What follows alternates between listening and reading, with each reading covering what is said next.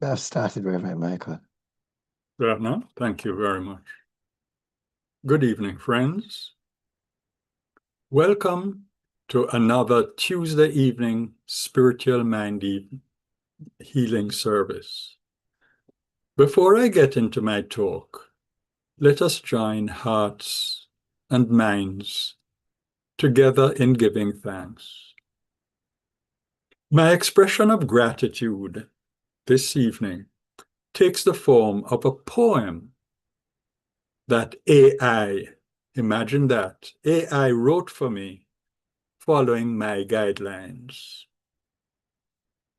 And the title of the poem is, "And Have a Happy New Year." We gather up the days that slipped behind, their laughter, tears, and lessons softly stored. With grateful hearts for all that life designed, we bless each gift, each loss that made us more. We know we did our best with what we knew, each choice a step along a human way. From every fault, a clearer truth came through, and wisdom grew where past mistakes once lay. Now let regrets like autumn leaves depart, and sweep the road till hope can travel free. With open minds and warm, expectant hearts, we greet new joys, new loves, serendipity. Now, friends, they say that artificial intelligence is artificial and has no feeling.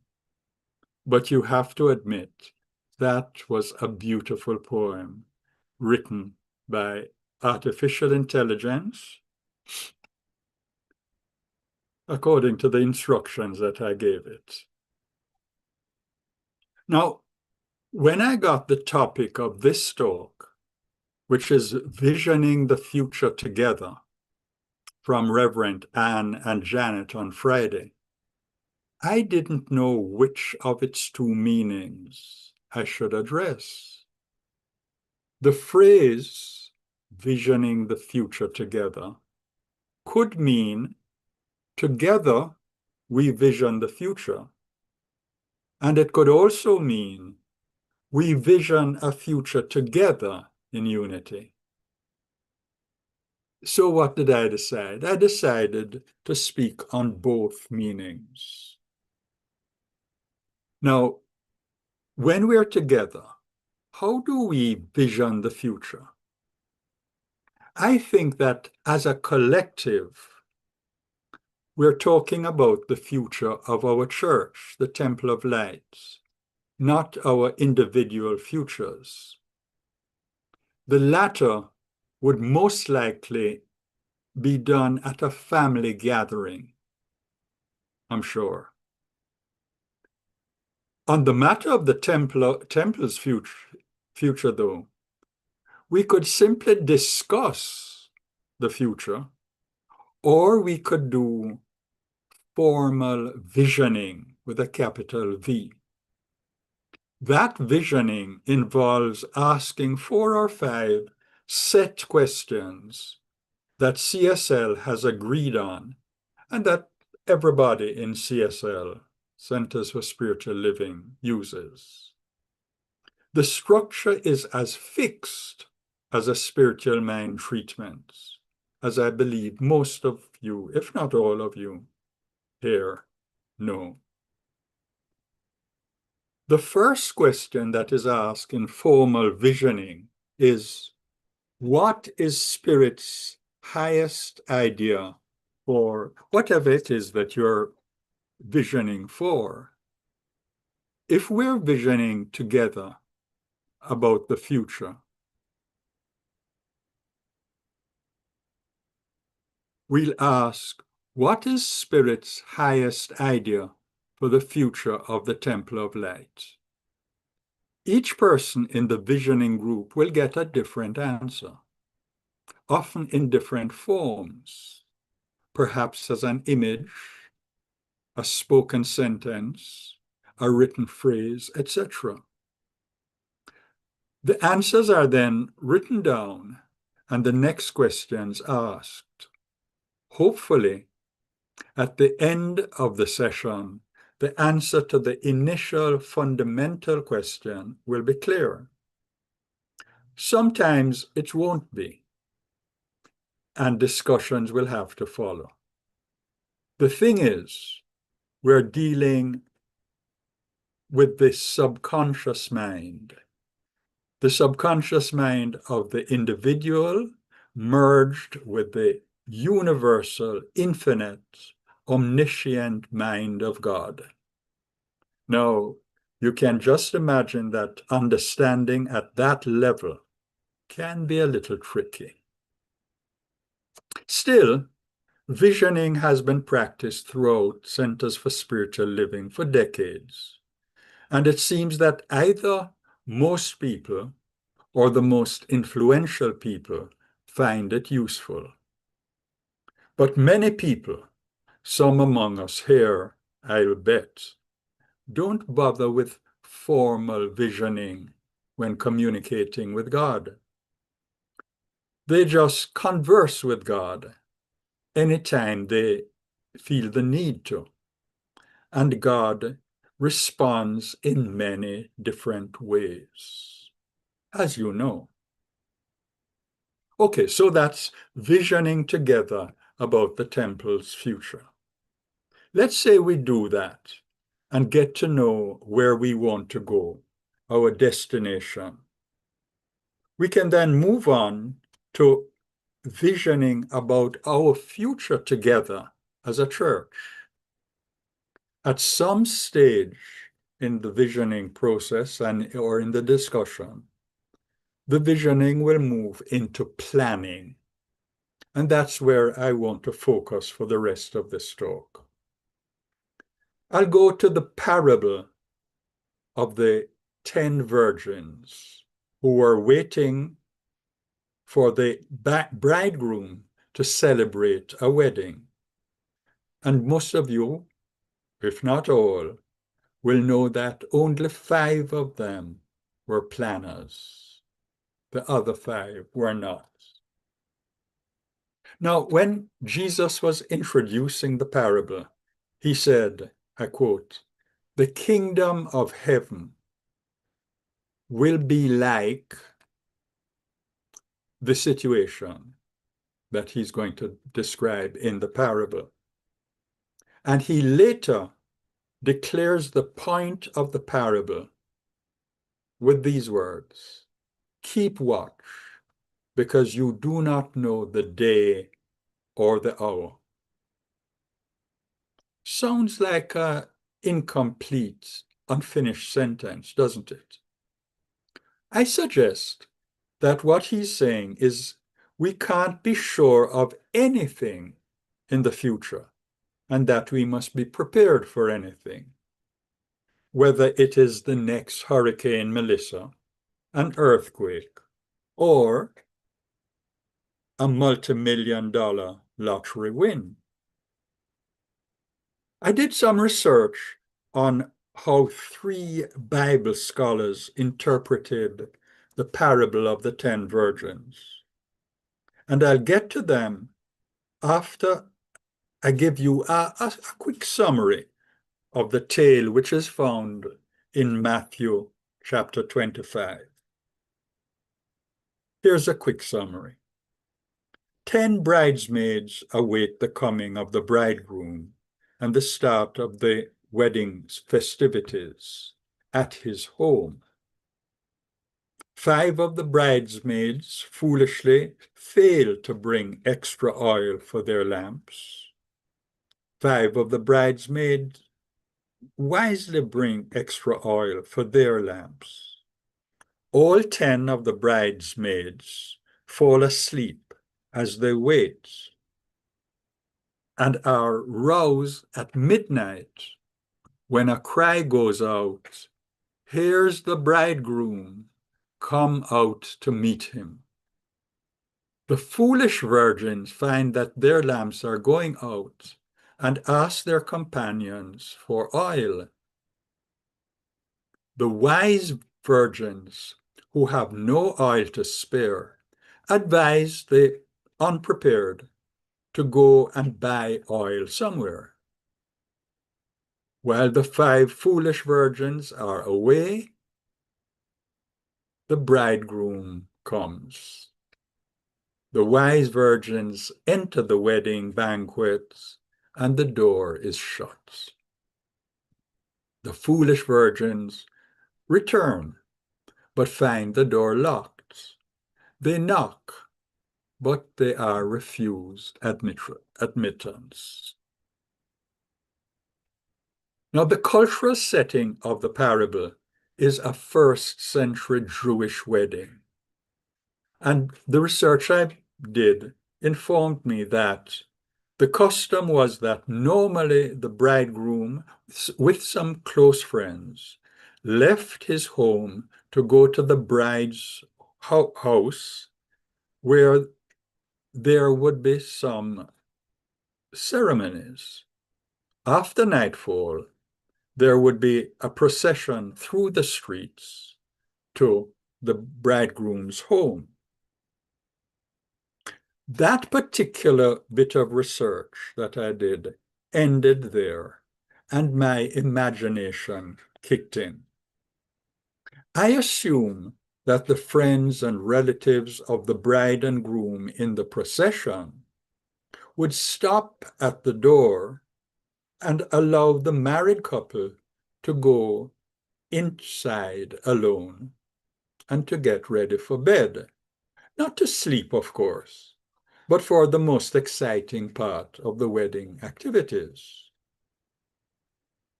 The 10 virgins may be bridesmaids who have been assisting the bride, and they expect the groom as he comes home from the bride's house. Everyone in the procession was expected to carry his or her own torch or lamp, and those without a torch or lamp would be assumed to be party crashers or even criminals. The festivities might last several days, and maintaining the flame of the lamps would require the occasional addition of oil. So that is the background and the summary of the parable. Here are 5 key lessons of the parable, according to the 3 eminent scholars that I mentioned. 1. Readiness for Christ's coming requires sustained faithfulness. So says Pastor N.T. Wright, who emphasizes that the parable is about long-term spiritual preparedness. The wise virgins are not more intelligent or morally superior. They are simply ready for delay. Discipleship, says Reverend Wright, is not a momentary decision, but a lifetime of faith, obedience, and perseverance, especially when God seems to be slow to act. Pastor Wright stresses that the church must learn to live faithfully in the present while waiting for the future. Readiness, you see, requires perseverance. Second scholar, religious association is not the same as personal commitment. So says Joachim Jeremias. He notes that all 10 virgins are invited, that all fall asleep, and all expect the bridegroom. The difference between the 2 sets is that only some are personally prepared. You see, merely belonging to a faith community does not guarantee participation in the kingdom of God. Authentic personal readiness is essential. Some people are close to a church, but far from God. Third, Bible scholar says, spiritual preparedness cannot be borrowed or transferred. And this is the opinion of Craig L. Bloomberg. He highlights the refusal of the wise virgins to share their oil. But he's arguing that this detail teaches individual moral responsibility, not selfishness. Faith, character, and obedience cannot be borrowed at the last moment, he says.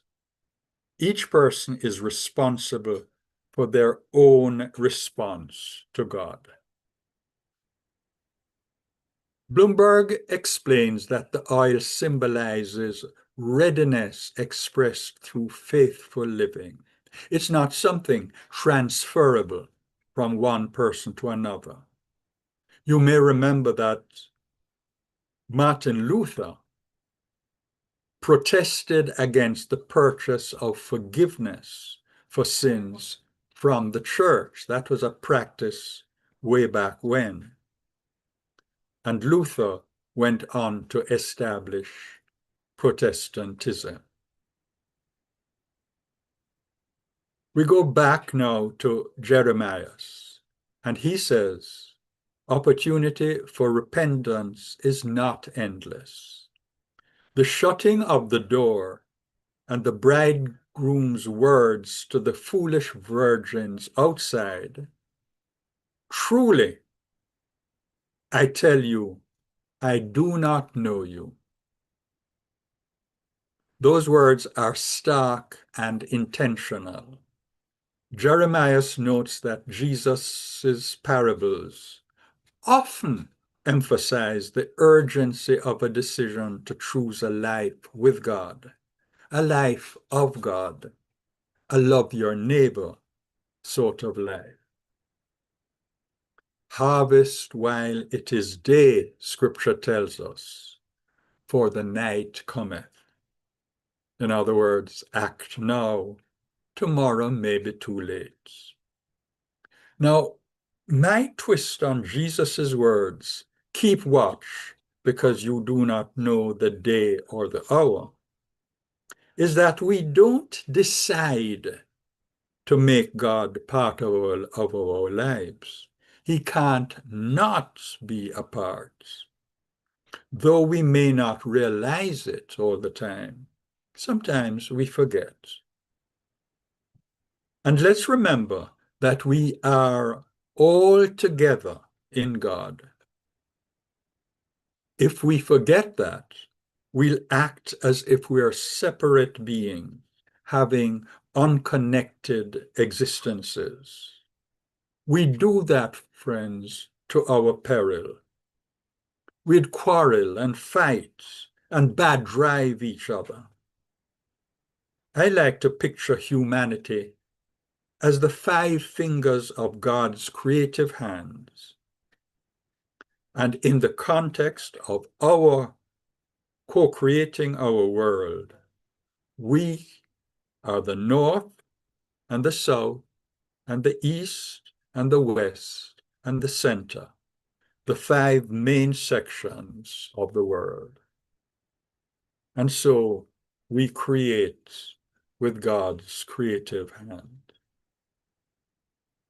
Now, CSL Minister Reverend Sally Robbins has some relevant words in an article that she wrote in a Creative Thought magazine. She says, once you determine your vision, you are committed to a larger life. And it's essential that you embody that vision. That means that you move beyond seeing what is to seeing what can be. You now live from a place of higher wisdom and higher understanding, and you have a higher responsibility in living the God qualities that are called forth in your vision. Unquote from Reverend Sally Robbins. Emphasizing the joyous uncertainty of the manifestation of visioning, she adds, and I quote again, getting clear on our vision also requires being open to adventure. And she quotes Randolph Bourne to illustrate the point. Bourne says, he who mounts a wild elephant goes where the elephant goes. Namaste, friends. Any comments? Any thoughts on visioning? Either visioning together or visioning for a temple of light together? Any thoughts on the foolish and wise virgins, some of whom planned and some who didn't plan? Comments? The floor is yours.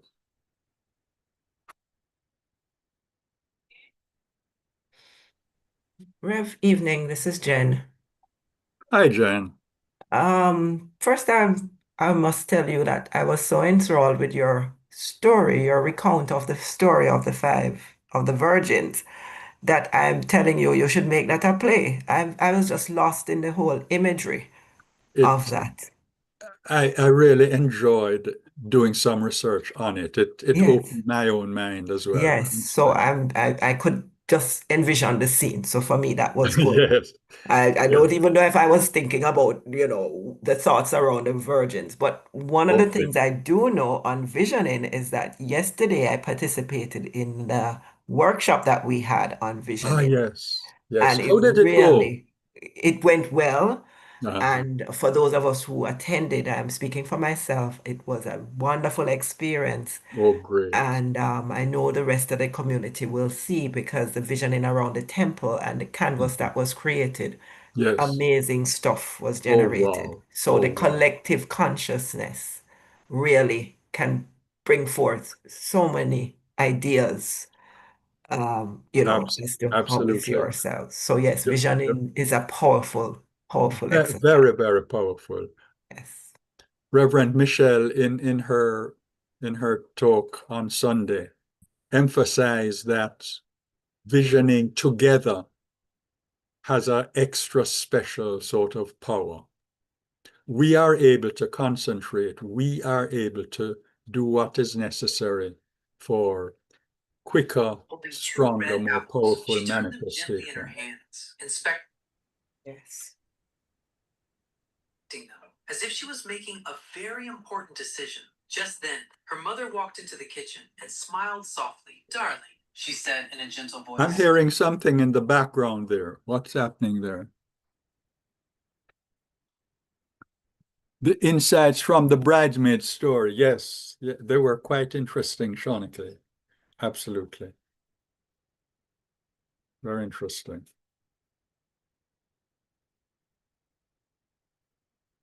If there are no further comments, then we can have prayer requests. Any other further comments on? I don't know if there's anything on YouTube. I'm not sure if Vance Well, is able to see it. and I know that Vance went to YouTube, so he might be able to tell us if there are any comments there.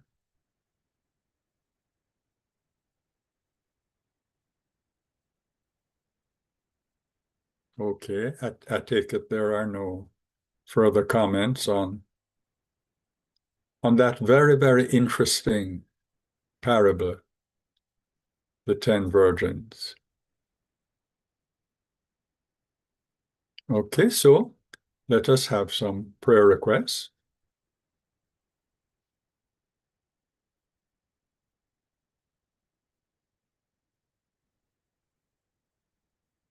And a prayer request?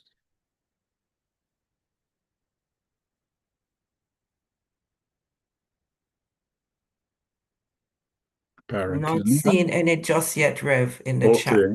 Okay. Really would like to see what's on YouTube, so let me check. Okay, sure.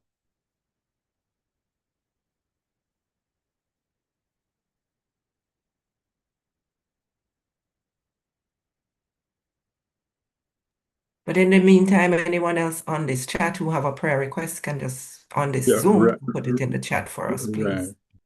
George, Layton, Shawnee, anybody? Okay.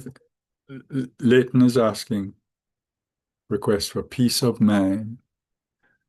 Reverend Anne, an affirmative prayer for divine action. So for Pauline, divine action, peace of mind. All right, let's a common vision of love for all life, for all of life, says George. Unfortunately, I don't have my pen so right here. Would somebody be able to just make a note for me, please? I just came I'll up. remind you, Rev. Yes, I'll remind you of Okay, which fine. ones. Yes. Okay, fine. Let's start off with peace of mind for Layton is the first one. We'll start off with peace of mind for Layton. Let us go within. And within, we close out the cares and stresses of the world. And we begin our communion with God, with our higher self, with the creative force of this universe. And one of the major creations, most important creations, is peace and serenity and calm. And as we communicate with that source of calm, we become calm ourselves. And I know for Layton right now that he, communing with God, feels the peace of God which passeth all understanding.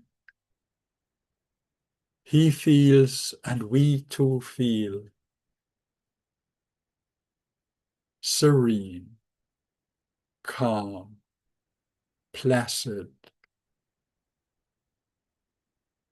And we also feel joyful because joy comes automatically with peace and calm.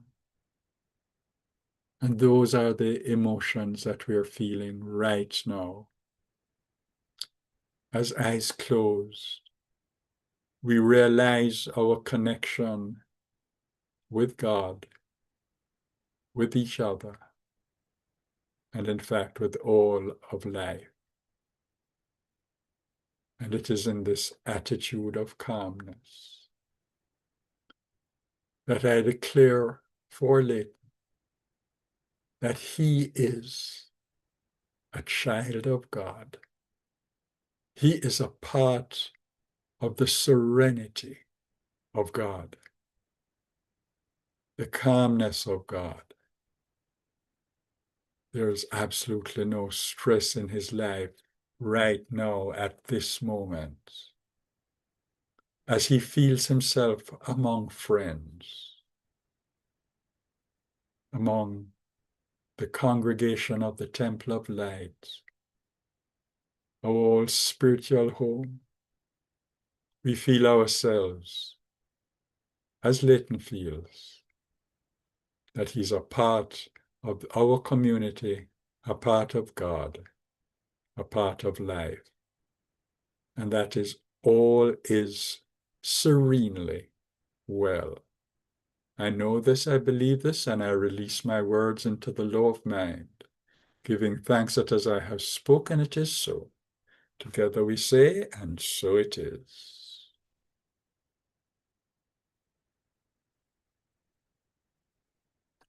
Next one, Jen, did you make a note, please? The next one was from Reverend Anne, an affirmative prayer. For Pauline? Reverend Anne Yes. requested that for Pauline. Yes, For, Reverend. Yes, for divine Pauline. action in her life as she navigates the aftermath of Melissa. She lost her roof. Oh, okay, right.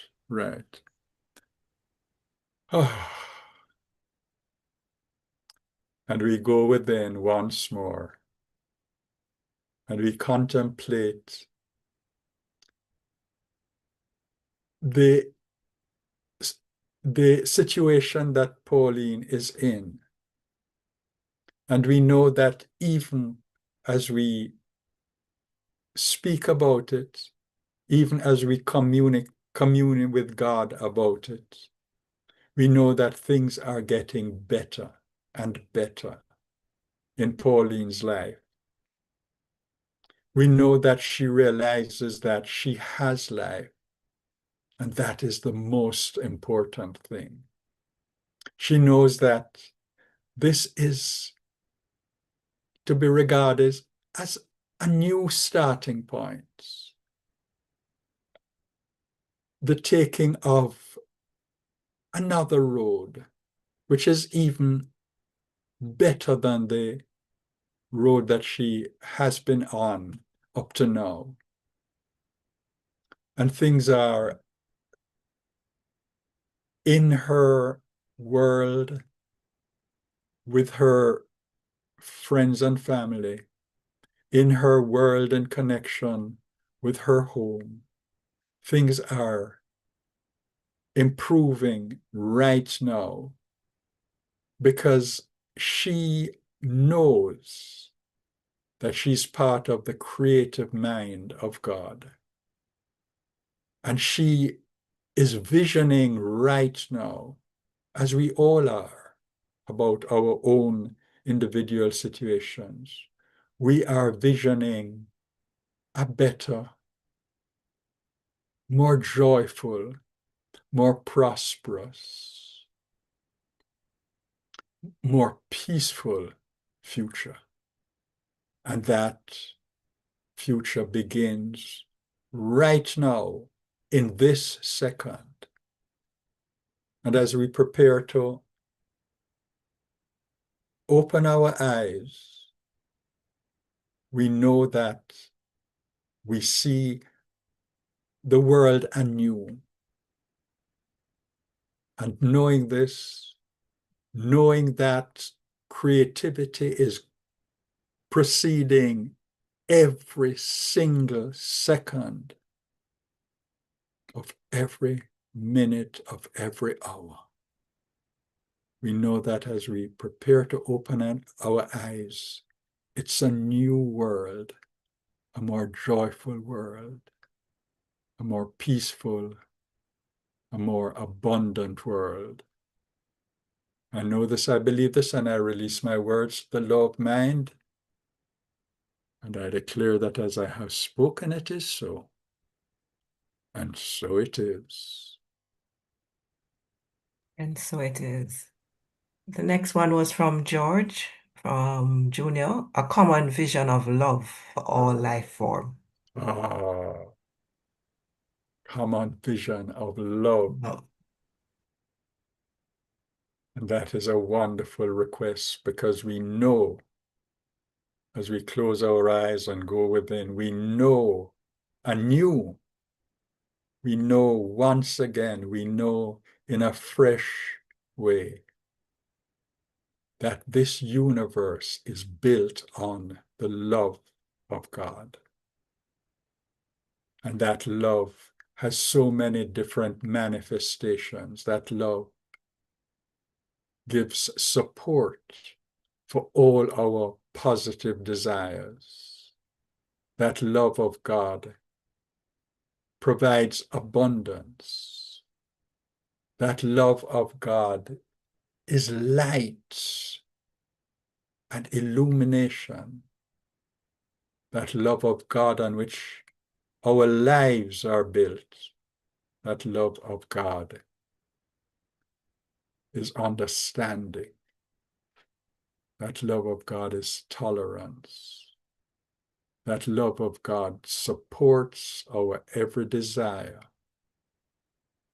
And we know that because we are part of God, we know that each one of us is a part of life. We know that the love that is God suffuses every form of life. It is in and around and above and beneath all forms of life. God is everywhere, omnipresent, and that love of God is omnipresent. And right now, in this moment, we are all connected by the light of love, the joy of love, the understanding of love, the abundance of love. And George and all of us feel love just welling up inside of us and radiating out into the environment around us. We are love. The world is love. Life is love. I know this, I believe this, and I release my words into the law of mind. And I give thanks that as I have spoken, it is so. And so it is.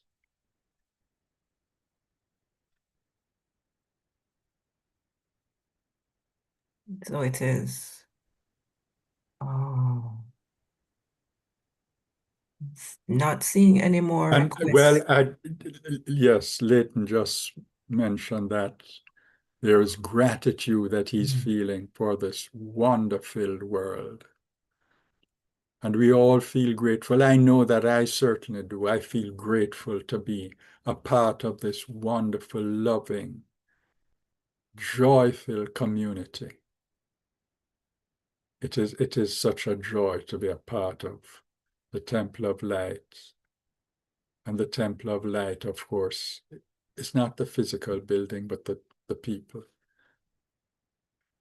I join you, Leighton, in feeling gratitude for this instant. Thank you so much for that word.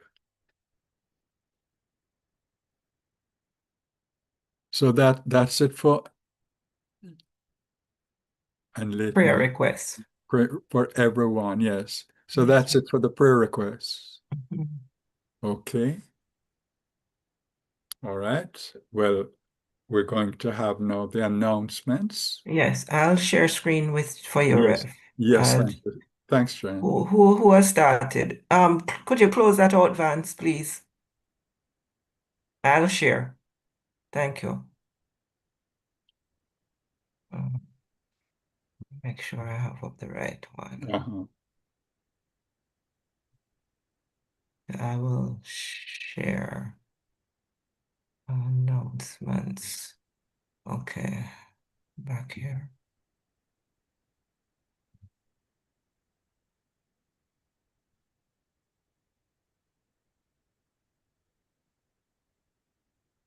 Okay, let me put this in slideshow mode. Sure. For us. Announcements and reminders. Yes. Lovely slide. Okay, there we go. Rev, you want me to read them for you? Let's read together. You read one, I read the other. That's all Just for right. variety. Let's go. Guitar and piano classes. Join us at the Temple of Light, 145 on Sundays, for all those who want guitar and piano classes. Yes? Next one is yours, Jen.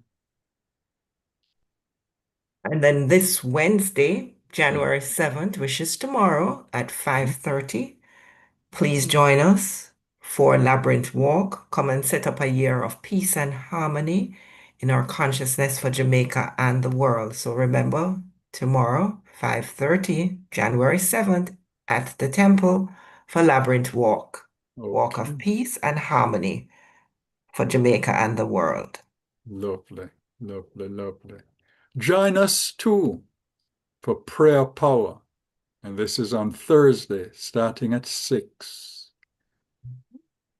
On the last Thursday of the month, it's 5, but this Thursday, 6, come and be lifted up by the transformative power of God's love, light, peace, and joy. Prayer power. It's been going 25 years and more, I believe. Yes. The Zoom link can be found on our Facebook page. Right. And then on Friday morning, please join Stuart Maxwell for Tai Chi in the annex, and a set of dedicated persons who have been coming and who have been talking about the benefits that they've been reaping from this activity. Oh, So that's wonderful. Fridays at 9 a.m. to 10 a.m. Cost is $2,000 per person. Bring a friend and come and take part in that activity Mhm, in the annex. mhm. That would have been lovely. I'm at school teaching at that time. Yes. Prosperity Palooza, week 2, folks. And the theme is Gratitude Ignites Abundance. The speaker will be Reverend Ann Shand. Folks, dress code is wear yellow. It was green on Sunday last. This Sunday coming, wear yellow. Gratitude ignites abundance. Listen to Reverend Ann Shand. Mhm. And then right after that service, I'm giving you the heads up. Remember, there will be a financial confidence series on emotional debt, a barrier to prosperity. That will be right after the morning service at 10:30 with Denise Williams. So please remember to stay back after service for that activity Lovely. as we continue with Prosperity Palooza. Mhm. Right. So Next Tuesday. next Tuesday, Spiritual Mind Healing Service, 6 o'clock Tuesday, on Zoom and on YouTube live. Reverend Ann, who will be our speaker next Tuesday? Oh, It Do you will be a recall? surprise. It's okay. It will be a surprise. It will be a surprise. I suspect Reverend Ann knows, but she's not telling us just now. no. Okay. All right. So Okay. tithes and offerings. If you wish to support our ministry financially, we have new payment options and available for J dollars and US dollar donation. And you go to donate.templeoflightcsl.org and you will get the instructions on how to donate tithes and offerings. I'll let you continue from here, Rev, because we're going into our Closing treatment. no, we're going The into the prayer. Prayer of Jamaica. And No, the sure. love offering blessing. Oh, So the you can love offering blessings. Okay, and right, those who are preparing to give online, and the others as well, can repeat either silently or with me. Lovingly I give, joyfully I receive. Be thou fruitful. Be thou fruitful, increase and multiply. Bless, prosper, and enrich everyone whom you touch, and replenish all of my financial affairs. Thank you, Father. And And so so it is. it is. Please join me in the prayer of our center. The Temple of Light, Center for Spiritual Living, is a sacred field embodying our spiritual community from which the Christ, peace, love, and joy emanate, to touch, to heal, to bless, to prosper, and to liberate anyone who comes into contact with it in any way. The light of the Christ illumines us, our center, and our environment. Our spiritual community is filled with and surrounded by the presence of God and is growing from strength to strength. The power of God expands our consciousness of truth, guiding us ceaselessly along the paths of wisdom, spiritual growth, unfoldment, and attainment. We are blessed, and to God be the honor and the glory forever. And so it is. Prayer for Jamaica.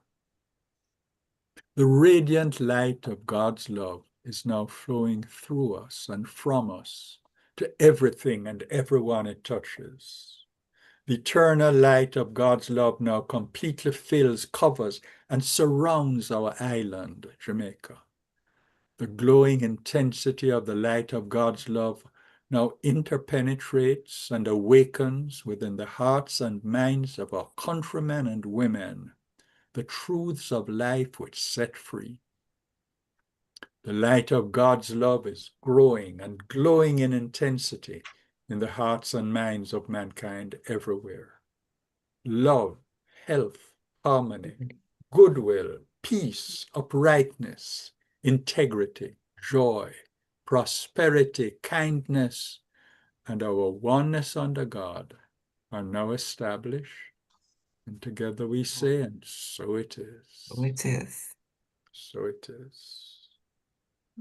Please join me in this closing affirmative prayer, which I joyfully and gladly offer. This is a wonderful, God-filled, Spirit-filled, joy-filled, abundance-filled moment. This past hour of service has joined us together, has joined us to life, has joined us to God. And we keep in our awareness that truth, that we have always been joined with God, with each other, and with life. And this wonderful spiritual mind healing service has been a reminder of our unity together. And as we prepare to go our separate ways, move on to the rest of the evening, to the various tasks, some full of joy, we know that we keep in mind the unity, the joy, the love that we have felt for each other, for God, for life. And we give thanks now for this togetherness. We give thanks for this Tuesday evening service. We give thanks for our Temple of Light, our spiritual home. We give thanks for life. We give thanks for our union with God. And we give thanks that all is well in our lives. This I know, this I believe. And I release my words into the law of mind, giving thanks that as I have spoken, it is so. So it is. So it is. So it is. So Thank it you is. So so it is. Thank you, Thank you Reverend so much. Michael. Thank you all for being with us. been wonderful.